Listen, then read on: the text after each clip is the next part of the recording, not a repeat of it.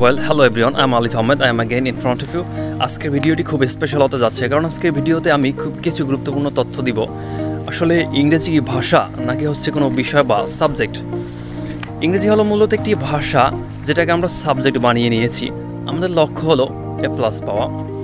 এর জন্য আমরা গ্রামারের বিভিন্ন রুলস এবং এক্সাম্পল পড়ি এবং শেষমেশ আমরা A+ পেয়েও যাই।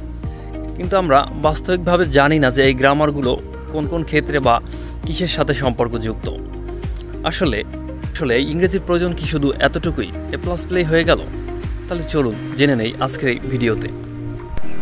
আর্টিকেল পার্টস অফ স্পিচ আমরা সেই ছোটোবেলা থেকে পড়ে এসেছি, এটা আমাদের ছোটোবেলা থেকে শৈশবের ব্যাকরণ। তো এখন আমার প্রশ্ন হলো যে আর্টিকেল কোন পার্টস অফ স্পিচ?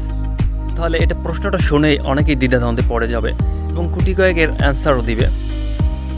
আচ্ছা, একবার চিন্তা করুন, যদি আমি বলি আই হ্যাভ এ বুক, আমার একটি বই আছে, এখানে এই আছে, এ হলো আর্টিকেল আর এ হলো আমার কথা কিংবা বক্তব্যের অংশ। তার মানে হলো আর্টিকেল ও পার্টস অফ স্পিচের অংশ। আর্টিকেল পার্টস অফ স্পিচ আমরা কিন্তু সেই শৈশবেই পড়ে এসেছি, কিন্তু আমরা জানি না যে দুটোর মাঝে কী সম্পর্ক আছে। বা আমরা ট্যাগ কোশ্চেনে পড়ি he is a boy, is not he, কিন্তু এটা কেন হয় সেটা আমাদের অজানা, আমরা জানি না এটা কেন হচ্ছে। আসলে ইংরেজি নামের ভাষাটাকে আমরা সাবজেক্ট হিসেবে নিয়ে অনেকটাই গুলিয়ে ফেলেছি, যার জন্য এমন হচ্ছে। ইংরেজিতে কথা বলার প্রসঙ্গে গেলেই আমাদের ঘেমে নেই অবস্থা যে আমরা দৌড়ে বাঁচতে পারলেই হয়। যেহেতু আমাদের শিক্ষা ব্যবস্থায় ভাষার গুরুত্ব অনেক, সেহেতু ইংরেজি শেখার দায়িত্বটা আপনার নিজেরই। এই মুহূর্তে যদি আপনি ইংরেজিতে কথা বলতে পারেন না, তার মানে আপনি অনেকটা পিছিয়ে আছেন। দেখবেন যে আপনি সিভি করতে গিয়ে বিপদে পড়েছেন, নয়তো চাকরি পেতে গিয়ে, আবার যদি চাকরি হয়েও যায় সেখানে আপনি প্রেজেন্টেশন দিতে গিয়ে ইংরেজিতে কথা বলতে পারেন না, সেজন্য বিপদে পড়েছেন। বা ক্লায়েন্টের সাথে মিটিং করতে গিয়ে ইংরেজি পারেন না বলে আপনার প্রমোশনটা ঝুলে আছে। তাহলে কি করতে হবে? আজ থেকেই মাঠে নেমে পড়ুন। সমাধান পেতে কি করা যেতে পারে? 4-5 জন বন্ধু মিলে একটা গ্রুপ খুলুন, হোক সেটা আড্ডার গ্রুপ, কিন্তু আপনারা আড্ডা দিবেন ইংরেজিতে।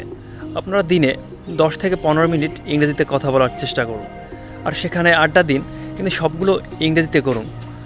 দেখবেন যে আপনি যদি এভাবে করেন তাহলে সপ্তাহখানেক পরেই আপনি নিজেই আপনার ফলাফল থেকে চমকে যাবেন। ভাবছেন বন্ধুরা হয়তো পছাবে, কিন্তু তাদের নিয়েই তো গ্রুপ খুলছেন যারা ইংরেজি শিখতে আগ্রহ।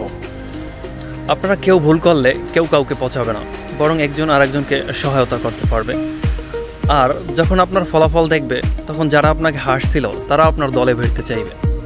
সো আজকে থেকে একটা গ্রুপ করুন, সেখানে আপনারা ইংরেজিতে আড্ডা দিন। আমাদের ইংরেজি পরীক্ষা হয় কিন্তু একদিনই, কিন্তু ইংরেজি শিখতে হয় আমাদের সবসময়, ইংরেজিতে কথা বলতে হয় কিন্তু সর্বদাই। তাই আজকে থেকেই শুরু করুন, লেগে যান।